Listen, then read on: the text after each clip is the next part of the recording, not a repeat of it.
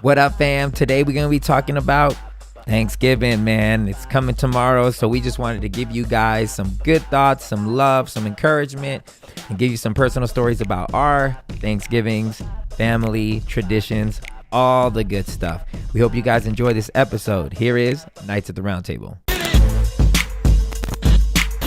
And welcome to another episode of Knights at the Round Table. It's your boy, MANWELL'S, with the Queen, Angela Johnson Reyes to the left. Hey, and B-Ree to the right. Be real. Hey, guys. Tomorrow is Thanksgiving on the 25th? It's on a Thursday.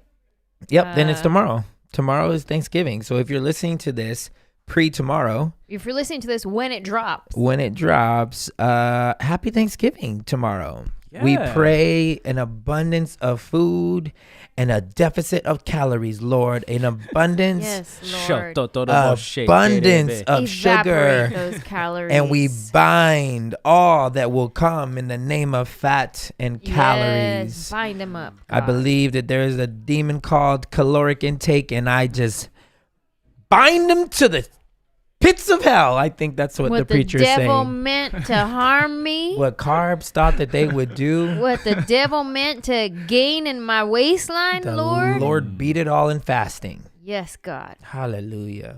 Amen. Super Christian people will hate that intro.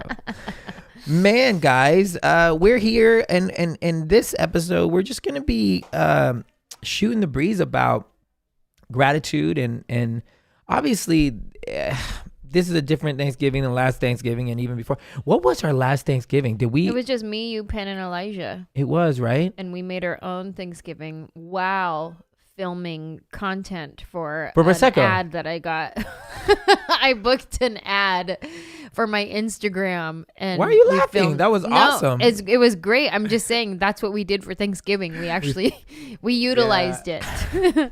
Where were you guys? Maddie and I went up north, and that was I was about to actually, say, that was- like actually a really special Thanksgiving, because that was the last moment I spent with my grandmother. Ah. Yeah. What was so interesting about that day was it just felt so special, just the time being with each other. Yeah. And again, my grandmother used to live about, like, with traffic, like 55 minutes to an hour away from where my dad's house is. Mm-hmm. Without traffic, it's like 45, you know? And so sometimes that drive would be hella long. And especially after a day full of eating, you're just like tired and you're just like, I just want to sleep. I don't want to go on a long car ride. Right. Yeah.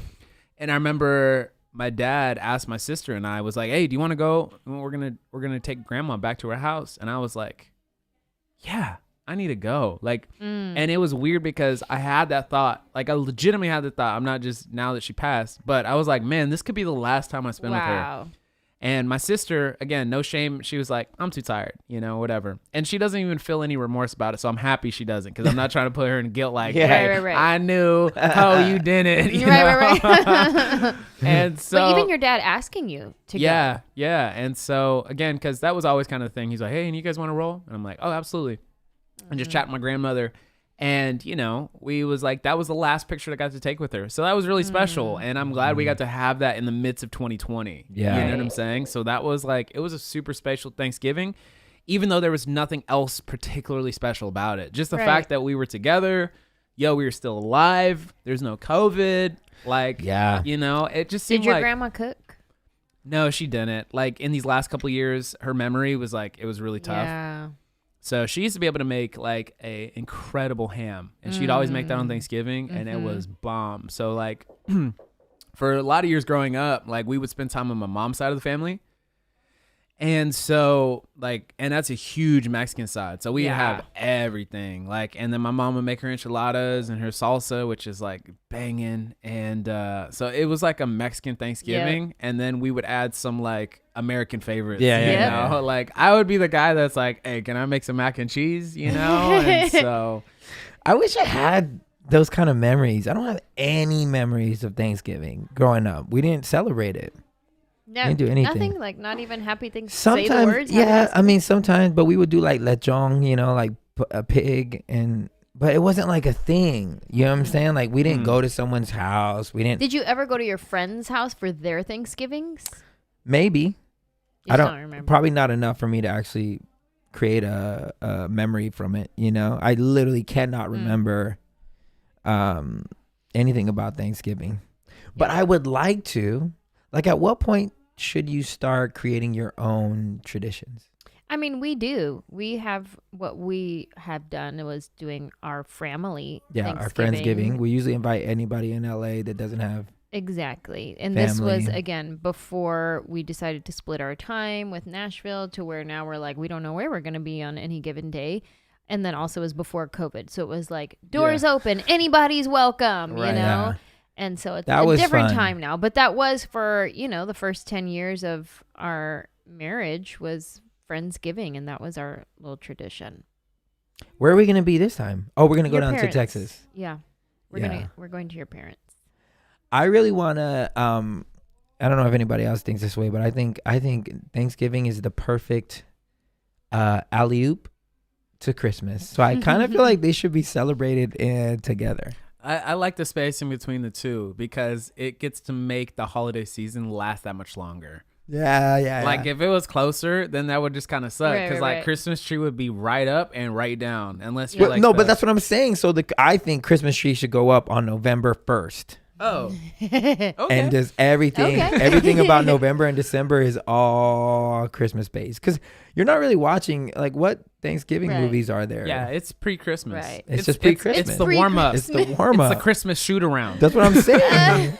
The only thing that I can definitively watch during Thanksgiving all the time is all of the Friends Thanksgiving episodes. Yeah. That's always fun. It's the best. But there's no like Thanksgiving movie. We should do like classic episodes of classic sitcoms and watch those Thanksgiving episodes. Like, But does every sitcom do that? I only know Friends. I mean, I'm sure the Cosby Show did that. I'm sure Seinfeld. Yeah, I'm sure there's lots. We should probably look at, I mean, at least the shows that we watched. Yeah. You know? Like not introduce brand new characters just to see their Thanksgiving episode. But I know that there's people who are like hate Christmas decorations going up before Thanksgiving and they're like, no, like it's annoying. That's because they have no souls. All of that and the Christmas music at every store you go to and on the radio. I'm the type, I love hearing Christmas music everywhere I go in all the stores.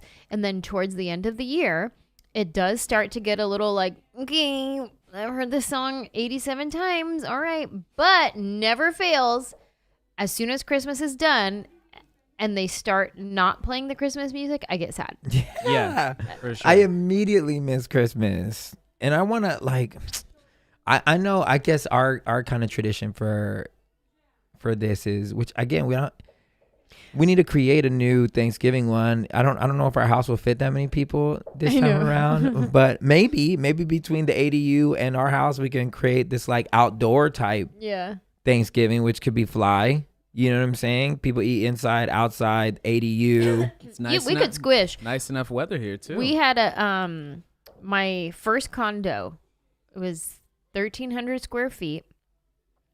We had maybe 30 people for Thanksgiving. Wow. We had my actual dining table, 2 fold-out tables down the hallway. So it's like a walkway. You're supposed to be walking to the bathroom. Yeah. We had a table in the hallway. Are you talking about in NoHo when we used to live there? And a table into the living room by the couch. So people were sitting on the couch. People were sitting at the fold-out tables.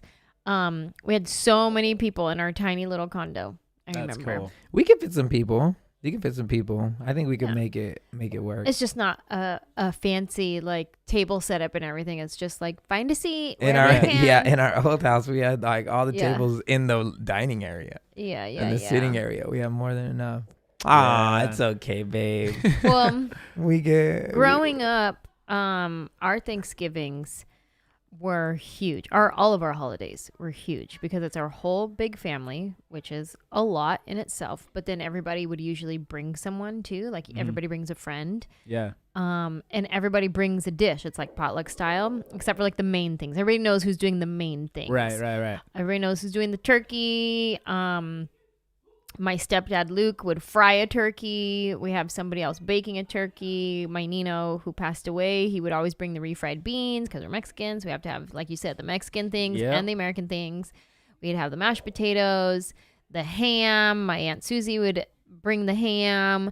My sister would make her enchiladas. My mom would make her meatballs. Like my cousin Sonia bring her spinach dip. Like everybody has their thing. Uncle Eddie, his bread pudding that he would make. So everybody has their traditional thing that they would bring. Wait, I don't think I've gone to a Thanksgiving. We've only done Probably earlier in our marriage, but not lately. because this is all. I'm just thinking of Christmas. Yeah, it's the same thing, but except minus okay. turkey.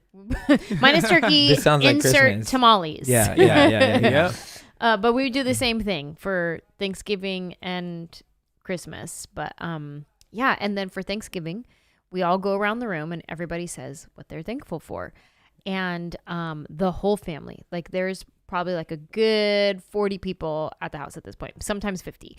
And we take time for every single person to get a chance to say what they are grateful for. There's always tears, always crying, always somebody giving usually Aunt Susie giving a speech or something. But every person, if you don't cry, it's probably because you were about to cry, so you wrapped it up real quick and passed it on to the next person. But do you think this year is going to be different since we, like I always feel like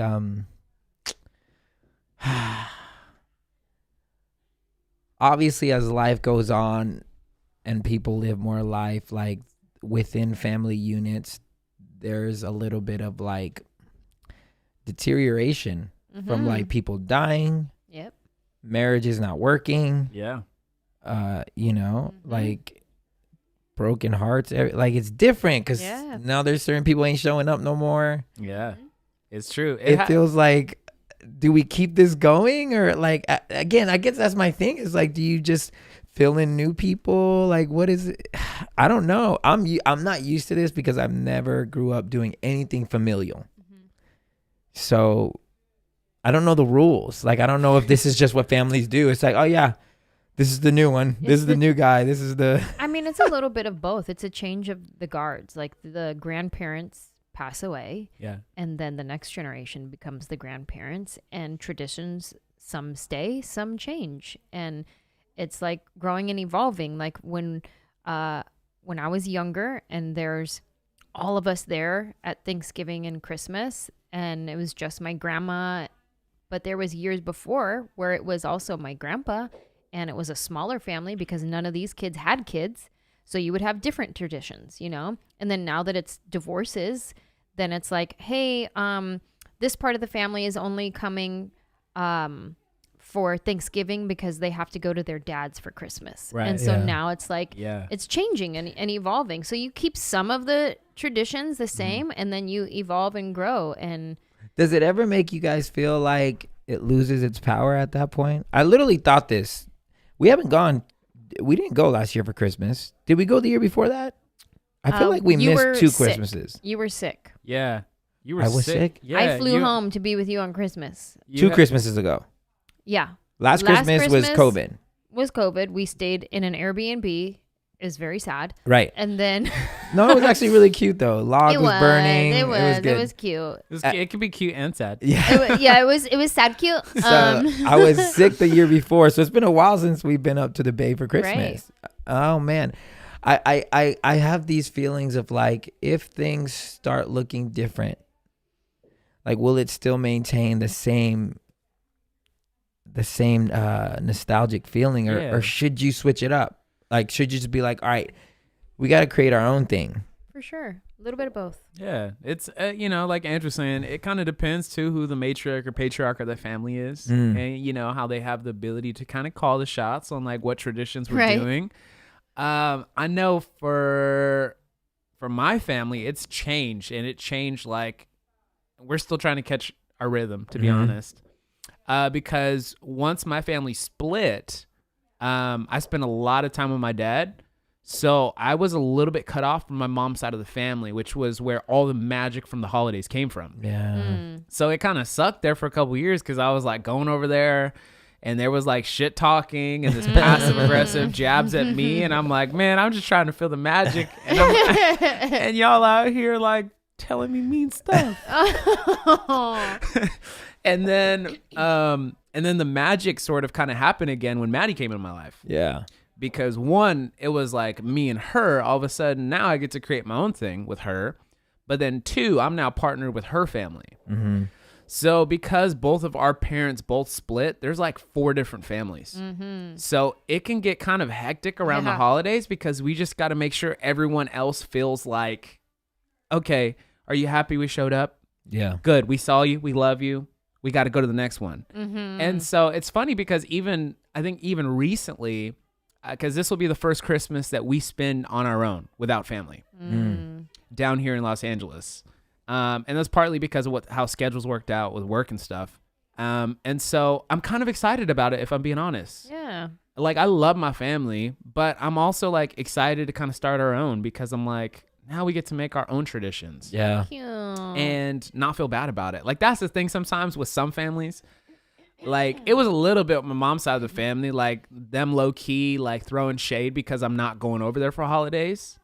Of like, oh, look at you. You forgot about your family, you know, and the guilt trip. And I'm like, well, no, I didn't forget about family. I got my own family now. Yeah. And we got our own family traditions that we're starting new, you know, and again, obviously things will change again. Yeah. You know, in a couple years when Maddie and I have kids, that's going to change. Yeah. We can't be flying everywhere. Like, y'all fly to us, you know?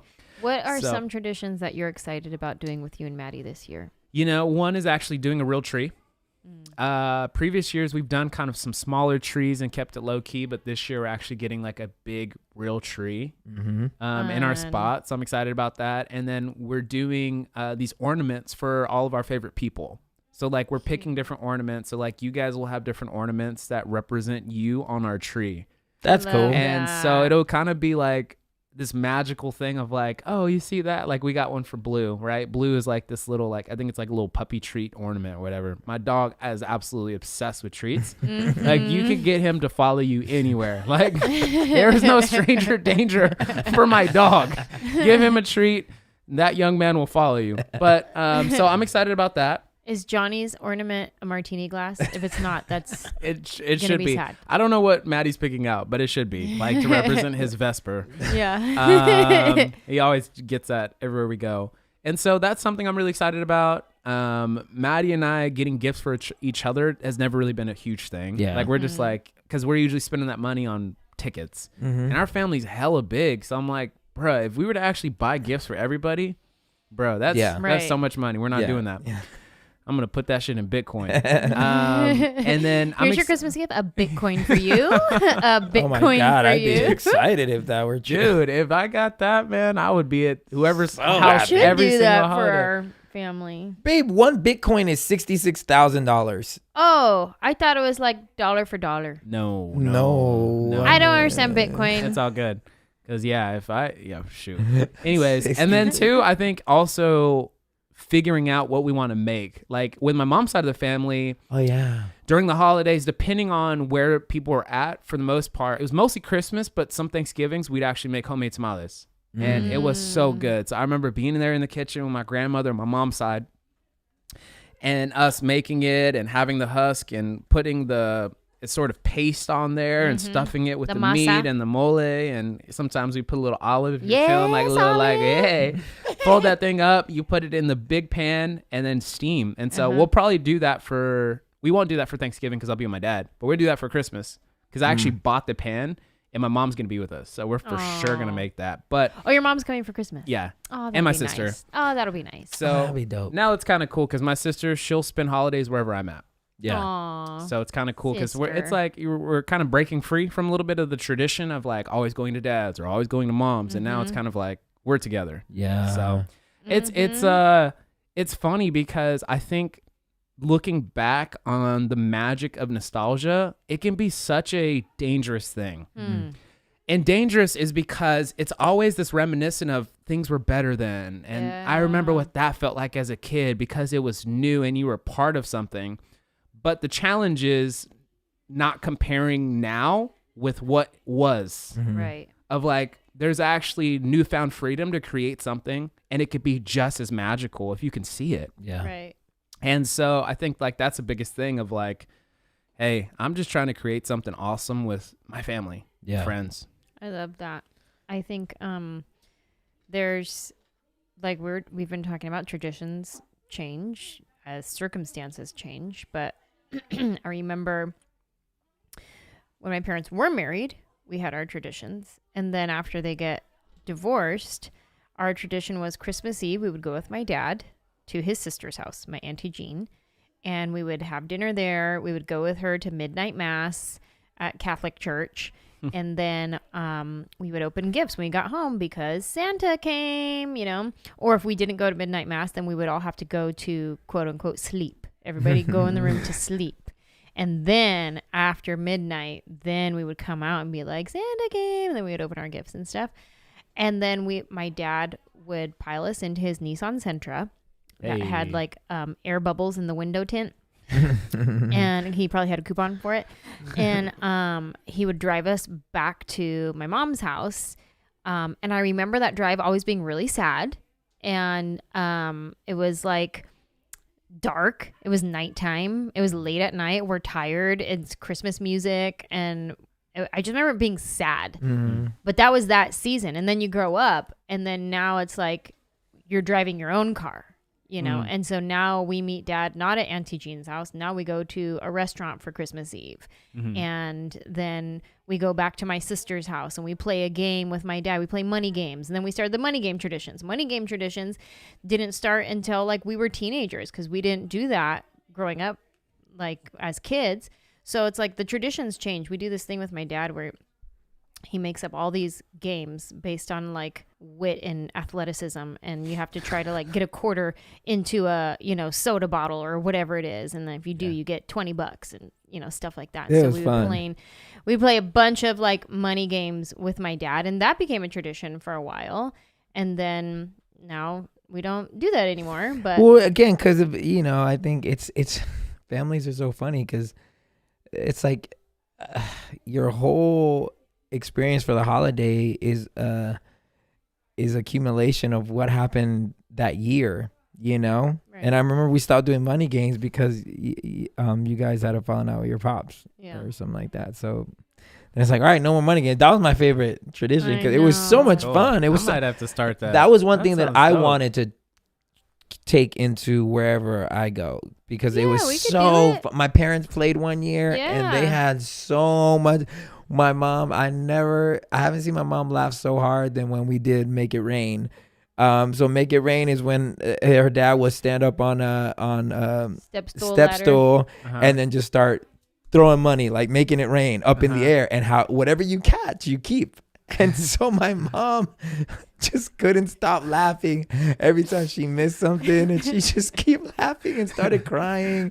And she had like maybe $3 because she just laughed so hard at the idea of trying to catch this money. But it was so dope. Like we had so much, and no one ever really made a lot. Maybe somebody came home with 200, 100 here, 80 here, but everybody was like, oh, you know, everybody got something. It was fun.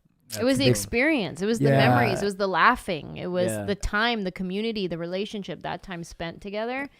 It was. I would love to do that again, and it's fun. Like when you're a kid, because if you're good at it, could you imagine playing that with E? Like he would, if he left with $50, he'd be like, "Oh my God, I'm rich." Yeah, you know what I'm saying? Like it would be amazing. Yeah, own traditions. Yeah, I want to start. Yeah. I'm excited for my brother Kenny and his partner Theo. They're not coming to Christmas this year.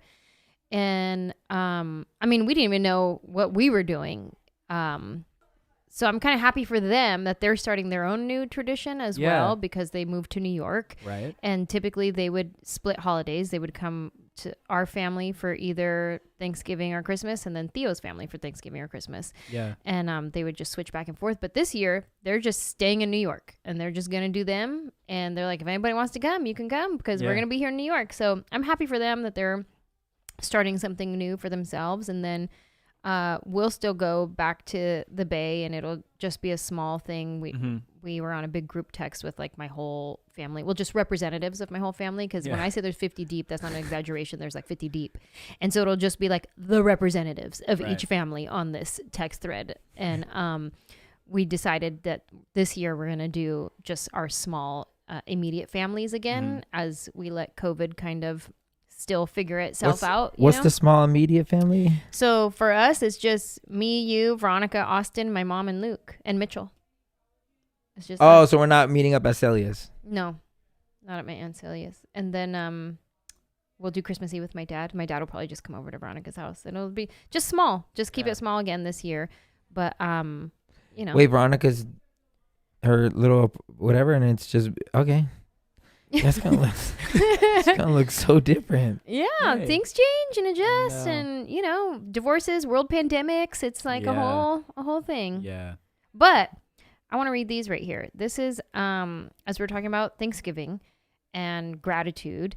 You know, you can go into what does Thanksgiving mean, and we can get into like the politics of it all. But I choose to still celebrate Thanksgiving for what I believe I'm doing, which is it's just a day to practice gratitude for me. I don't go back to the first Thanksgiving. So to me, Thanksgiving is a day to practice gratitude, which I love gratitude. And this here is from health.harvard.edu. In positive psychology research, gratitude is strongly and consistently associated with greater happiness. Gratitude helps people feel more positive emotions, relish good experiences, improve their health, deal with adversity, and build strong relationships. And then healthline.com says the benefits of gratitude practice are you can improve your sleep quality, improve your emotional regulation, increase feelings of happiness and positive mood, foster hope for the future, reduce stress, burnout, and symptoms of post-traumatic stress disorder, and increase resilience. So for me, and these are the last ones too. This was from livestrong.com. Benefits of gratitude: it can make you happier. It may reduce anxiety and depression. It can encourage healthier behaviors. It might improve your physical health. It makes for better relationships, and it can help with recovery. So gratitude was something that I would always practice with my anxiety. Anytime I would feel depressed, anxious, just kind of sad, kind of blah, gratitude is a tool that I would go to help change my perspective, but not only change my perspective, but like scientifically alter my body with just practicing gratitude. So on this Thanksgiving, wherever you are, if you're home alone and you don't have anybody to celebrate with, if you're with your family and you love your family, if you're with your family and you don't love your family and it's a hard time, or you love them but it's hard to love them, wherever you are, I would just encourage you to think about this past year and find 5 things that you can be grateful for in this past year. Think about, go back to your calendar if you keep a calendar and remind yourself of like things that you did this year. If you keep a journal, go back through your journal and read some of your journal entries. Call a friend that you know you spend a lot of time with and reminisce with them on this past year, and just take some time to say 5 things that you're grateful for. Say them out loud so that you can hear yourself saying the things that you're grateful for, and you start activating all of your senses. It's not just your thoughts, because thoughts do matter. Thoughts are matter. But once you say it, then you hear it, and you're activating your ears, and it's coming back into your body. The gratitude is coming out of your body, and then it's going back into your body. And it's just a way to do all of these things. Elevate your life just by a simple act of practicing gratitude on a day that is called Thanksgiving. Yeah, it's very much a mental exercise, because gratitude has to exist in a place that you see the good and the bad. Because I think we all can easily point out what we don't have, what's going wrong, what's absolutely whatever. But to be able to look at the wrong and see what's right about it, or the bad and see what's good about it. Right. Man, if you can really master this gratitude thing, you can. It's like I like to think of it as like a damn superpower. It really is. Yeah. If you can look at bad and see good, then what can get you down? Like if you're able to remix every situation in your life and really see what good can come out of it, then you're not scared of bad times. You're not scared of what everybody else would be scared of. You know, you're not scared of heartbreak. You're not scared of lack. You're just understanding that there's something good in everything. Yeah. And that's what I'm going to see. It's freaking powerful. It is. To me, like gratitude and joy go hand in hand. Mm-hmm. And it's funny because it reminds me of the story. I remember I was a sophomore in college and there was this huge fire, this apartment complex that had gotten lit on fire. And I remember us watching this burning building. Like, it was one of the most mesmerizing things. And so obviously once the fire, had completely consumed the building, it's just charred, right? And so it didn't get like taken care of until weeks later, right? Somebody came in and started to revamp it or whatever. So I remember in the meantime, one of those days I was just like wanted to explore. So I went inside the building that was on fire. And I remember stepping in these rooms and everything was just completely consumed, charred up, burnt, right? You're like stepping in places, and I had to be really careful because I didn't want to go on that second floor where those, you could fall through. So I stayed on the first floor, and I remember one of these apartments had 2 bedrooms. One of the bedrooms didn't have any windows, right? That would have been depressing as hell to live in that one. Mm-hmm. And so I walk in, and it is completely dark in the room. At that time, I had a BlackBerry, so I didn't have a flashlight on it, but I felt fly as hell in my BlackBerry. I was like, hey. And I remember walking into the room, and in the corner of the room, a certain place of the wall had burned completely through. And so there was like this like light beam that was coming through the window, although it was very small. But when you're in a dark room and you see light beam and it shines on the floor, and it's actually because there's so much like grime and stuff in the air that light beam feels like it has like a sort of physical property to it. Right. So I was like, oh my God, this is so cool. And I tried to take some like artsy photos. They came out terrible. But I just remember I was there for what felt like a long time, and I was just interacting with this light beam. And I was like, man, this is so cool the way that this little piece of light is shining through this dark room. And to me, I think that's what gratitude and joy is. Like, you could have been in a burning building where everything has felt like it's been completely charred or burnt up, but there's still some beauty left in that, right? That's what gratitude gives you the eyes for. That's what I would argue joy gives you the eyes for, is that although it might feel like there is this huge dark cloud all around you and in the world, there are some little small ways where light is still shining through. Mm-hmm. And being able to still see that is something that's so powerful, because like, the truth is, it's like I was listening to this Rob Bell message called An Introduction to Joy. And I love it. It's one of my favorite messages to hear, because every time I hear it, I always feel like I leave either my phone or whatever, and I'm just like, man, I'm just going to enjoy all of it.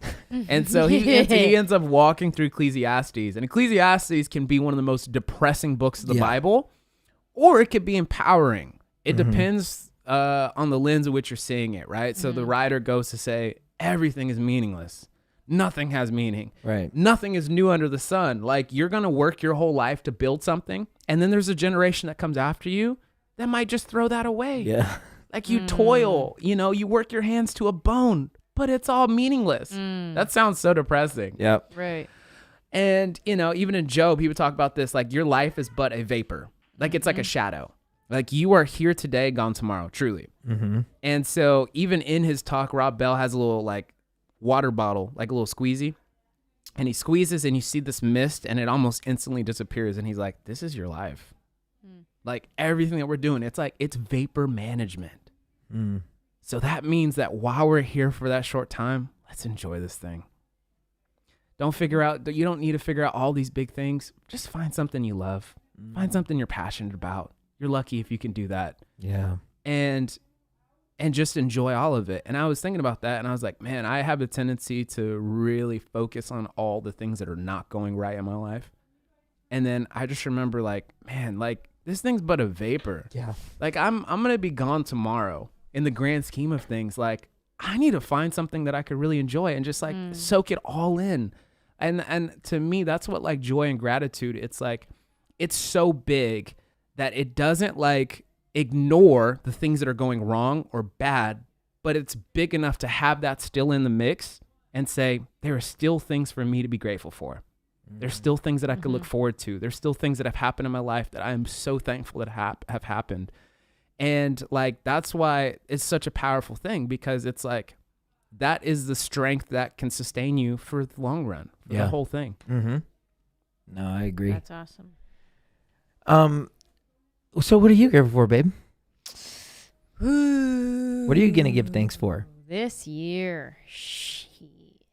You got so much to be thankful for. Oh, I do.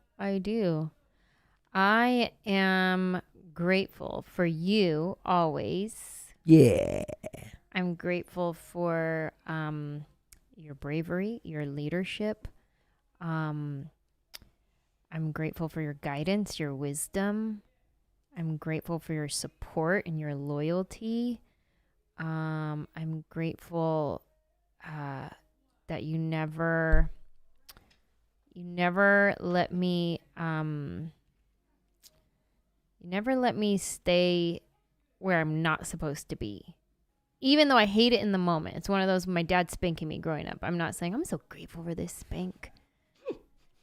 But later on in life, I'm like, man, that season shaped who I am and taught me some things.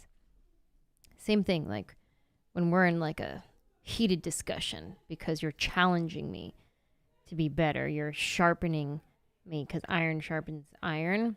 Oh, it doesn't feel good. Doesn't feel good at all. Stings the nostrils. Just kidding. But I'm so grateful that I have you in my life to be that, to not let me settle, to not let me be mediocre, to not let me be negative, but to sharpen me. I'm very grateful for you. I love you. Thanks, Queen. Yeah, you're my most grateful this year. I'm trying. Manny, what are you grateful for, man? You know, I'm grateful for my queen. I am because yeah, who was I talking to? I was talking to Penstapher and I was telling her, I was like, I think the most important thing that I've realized when it comes to marriage is to be a fan of one another. And what I mean by that is sometimes I have outer body experiences where I get to look at my queen like as if I'm on the outside looking in, and I'm just enamored with your life, your heart, your bravery, all these things, and I'm just like, how can you not like this person? You know what I'm saying? Like, how can you not? That's where my frustration comes with Hollywood. I'm just such a fan of you and everything, you know, who you are as a person. So I find myself very grateful for you. I'm grateful for B and Maddie.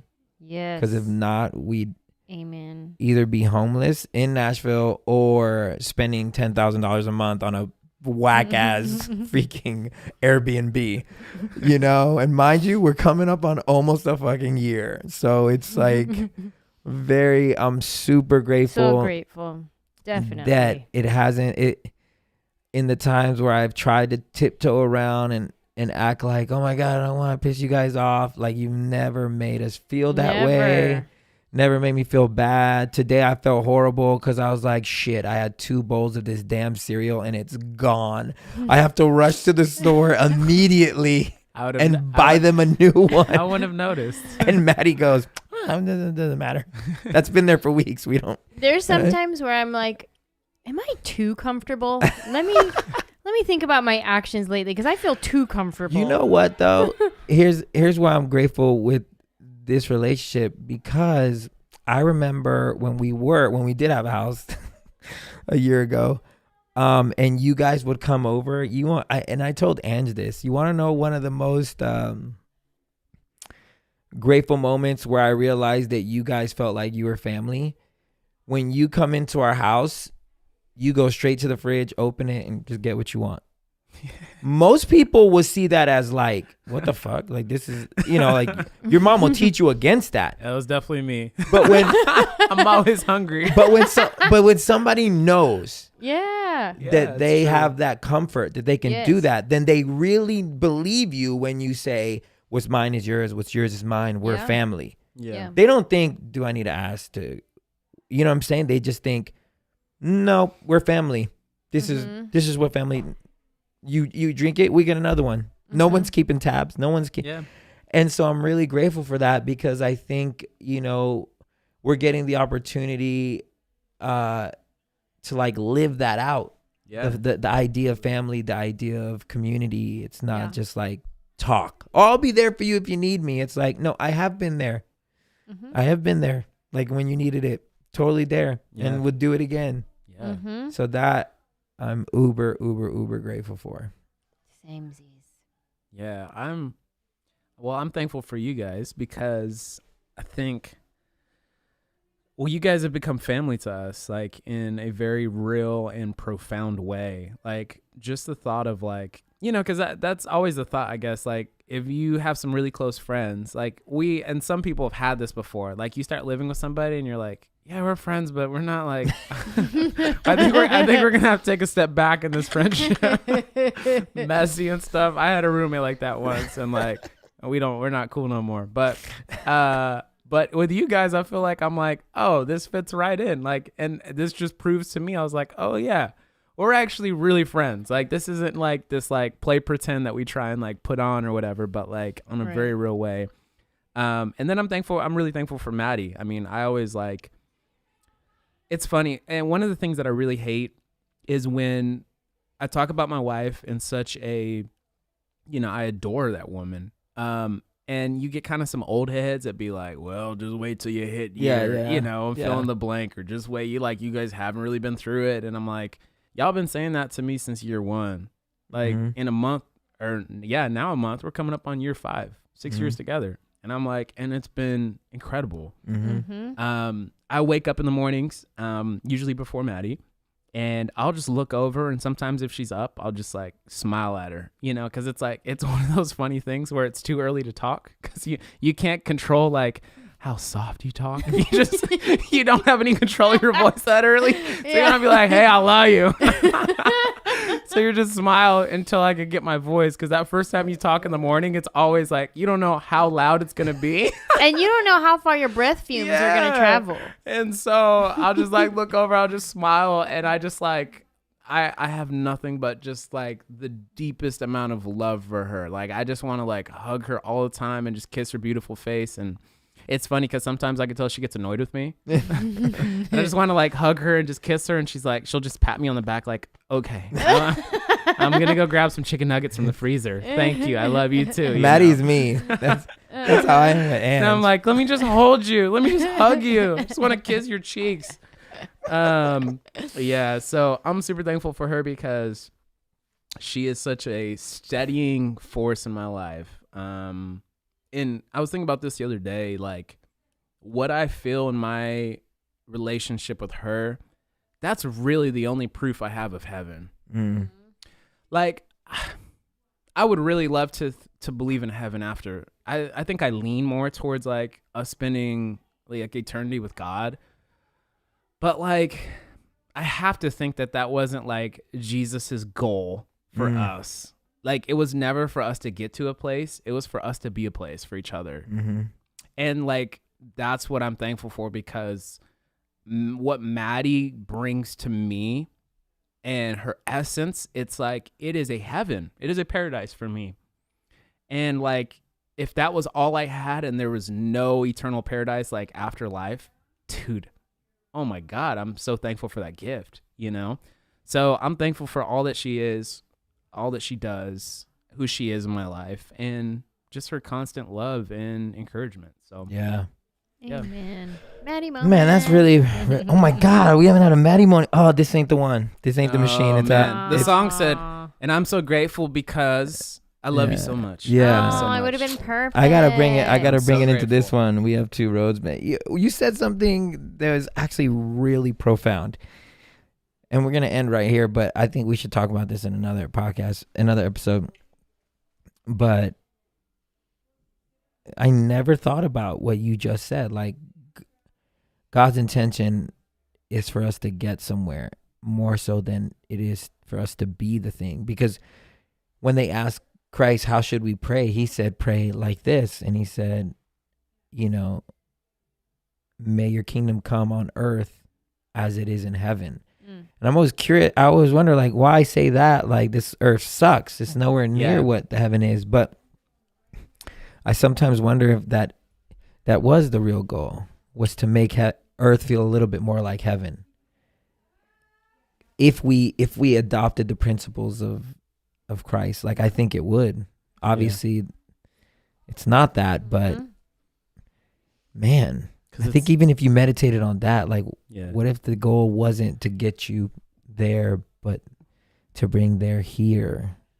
Yeah, I still have that prayer memorized from my Catholic days, and from reciting it with my grandma. She used to have a knitted blanket hanging over her bed that would have that prayer: Our Father who art in heaven, hallowed be thy name. Thy kingdom come, thy will be done on earth as it is in heaven. Give us this day our daily bread, and forgive us our trespasses as we forgive those who trespass against us. Lead us not into temptation, but deliver us from evil. For thine is the kingdom, the power, and the glory forever and ever. Amen. Amen. Yeah, it's really such a powerful thing, is like, because again, like, nothing else is guaranteed. Like, this moment is all we have, truly. And like, life is already a hell of it in itself. There's already enough hurt. There's already enough pain. There's a lot of broken hearts, and there's a lot of shitty people. And again, like, if your goal is to get somewhere else, then you're not living here. Yeah, no, you're escaping. You're escaping. And to me, that's like, I think we're far more stronger, powerful people than just trying to escape. Like, I'm like, let me actually be heaven in my relationships and my community, because that's all I can be, and that's all that's promised. So yeah. Well, look, guys, we hope that you have an amazing Thanksgiving. We'd love, actually, for the Patreon members, we'll probably talk on the 19th, so they'll be before this. So if you guys would love to be a part of our monthly conversations where we have a Zoom call with our VIP Patreon members, join us, won't you? There's a link in the description of this episode where you guys can support, be a part of it all. We love you. Happy Thanksgiving wherever you're at, and we pray that it's amazing. And we also pray that in that place that you find a seat at the table. Don't let grandma kick you out. Don't sit at the kiddie table. But if you don't, you are always welcome at ours. We love you guys. Happy Thanksgiving. Cheers. Cheers.